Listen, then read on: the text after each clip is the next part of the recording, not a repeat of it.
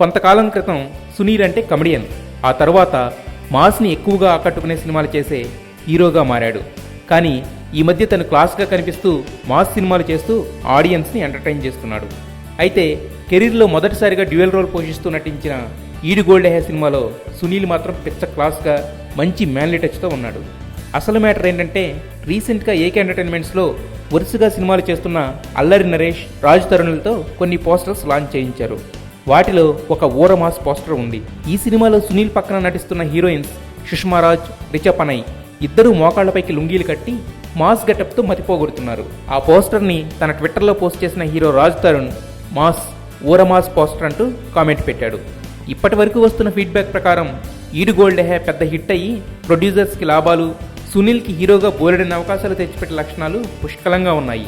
రైటర్గా ప్రతిసారి సక్సెస్ అయిన వీరుపోట్ల డైరెక్టర్గా మొదట తరబడ్డాడు, కానీ దూసుకెళ్తాలో ట్రాక్లోకి వచ్చేశాడు. అందుకే దసరా బరిలో పోటీకి రెడీ అయిన ఈ సినిమాపై చాలా అంచనాలున్నాయి. మరి అచ్చ తెలుగు పేరున్న అమెరికా అమ్మాయి గట్టిగా ట్రై చేస్తే వర్కౌట్ అయ్యేలా ఉంది.